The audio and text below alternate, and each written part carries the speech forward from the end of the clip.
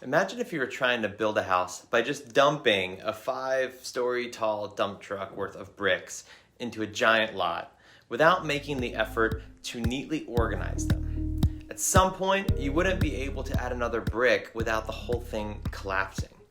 But that's basically how people study.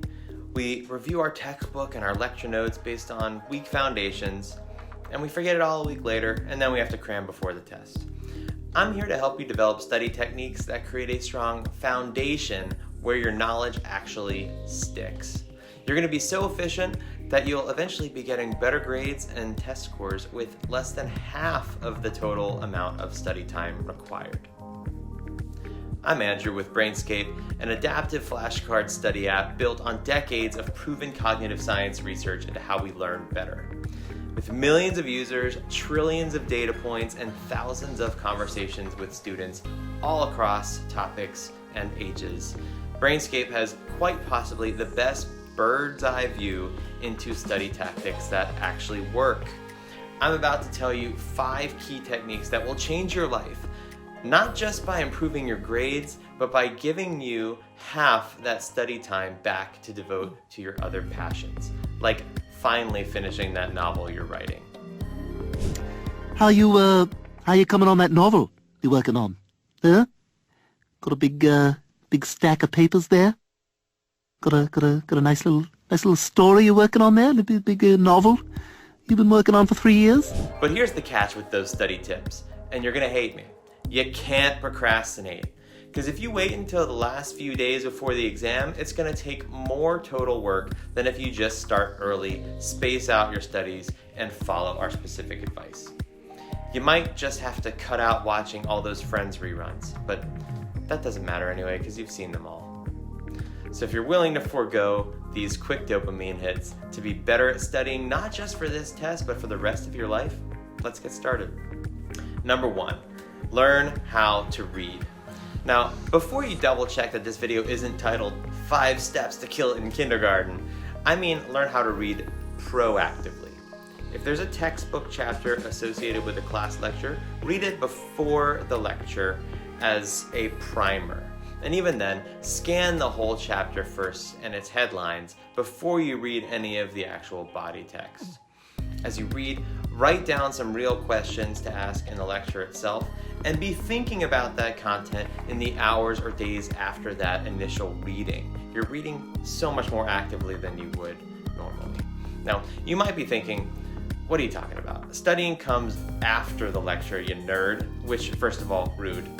But for real, you're priming your brain for what's next, so that lesson content is more likely to actually stick during the lesson, and you won't have to review it so many times again later. Again, remember, we're shrinking the amount of net study time that you need to use. If you were gonna have to read that chapter anyway, all you're doing is doing it sooner, but saving way more time in the long run from all those saved repeats. Which brings me to number 2, learn how to take notes.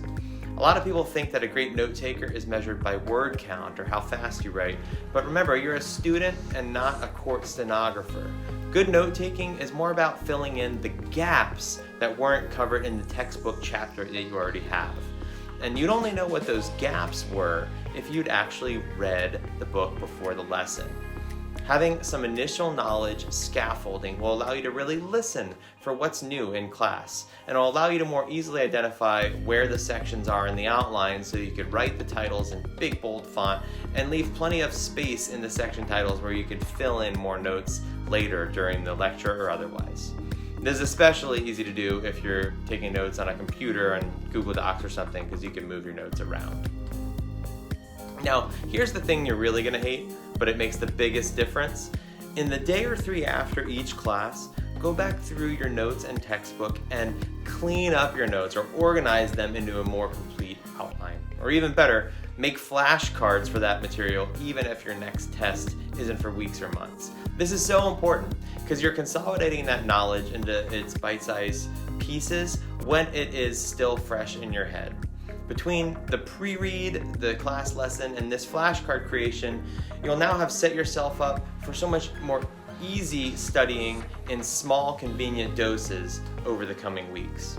And if you're using Brainscape, it's even easier to create and organize flashcards however you want, and then just have them accessible to study on either a computer or in our mobile app, which is awesome. Not that I'm biased or anything.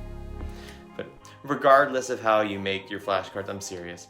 Make this a freaking to-do list item after every class, just like it was a required homework assignment. Because if you don't treat it like a real assignment, you'll just keep kicking the can down the road until suddenly your test is coming up, you don't have any flashcards, and you have to relearn all that content over again, which is a huge waste of your net study time in the long run. Now, I'm just going to go ahead and assume that you are using Brainscape to make and study your flashcards, or you're convincing your classmates to study and share their Brainscape flashcards with you, which in either case, great job, you're a legend. Because if you have your flashcards in Brainscape format, it'll make it super easy to just sprinkle in 2-minute flashcard study sessions every time you've got a break. You're on the bus, you're waiting for the microwave, you're sitting on the can, whatever, whip out the phone. Spreading out your study time like this is critical for getting the benefits of spaced repetition, cutting the net amount of time that you would have otherwise spent, and maximizing the time that you have in the day, which is limited. We've literally made it so easy in Brainscape that you just push that one giant study button you had always wished existed, and Brainscape knows exactly which flashcards to repeat based on your confidence of how well you knew each concept. Brainscape will even give you an estimate of how much total study time you have left, so you can allocate your daily study habits really easily, whether you're spreading it across days or weeks. As a final tip, once you're starting to get decently comfortable with the material, start using your hands-free time to fake teach it to every imaginary friend you could think of. You're in the shower, imagine you're teaching modern physics to Aristotle, who just came here with a time machine. You're out for a jog, mumble to yourself as if you're teaching content to your grandma or to your 5-year-old cousin who just can't wait to hear about endocrine system anatomy or the rules of civil procedure. The act of free recall, where you're digging deep to remember everything about a concept without even a prompt in front of you, is the final way to solidify the concept in your head, especially if you're dumbing it down for a simpler imaginary audience, which is a strategy called the Feynman technique. Bottom line, if you want to really ace your exams and spend less time studying overall, you want to be exposing yourself to new knowledge spread over as many small sessions and as long a time as possible. And you want to be getting increasingly active in the ways that you're mentally processing and repackaging that knowledge over time. This spacing technique is exponentially more effective than just reading your notes or your book passively over and over again, and it doesn't require any more time. It only requires more discipline. You can find great resources about developing self-discipline over at the Brainscape Academy and by subscribing to this YouTube channel. And either way, I would love for you to put some consistent effort into your studies, because with the right mindset, you can rise to any challenge.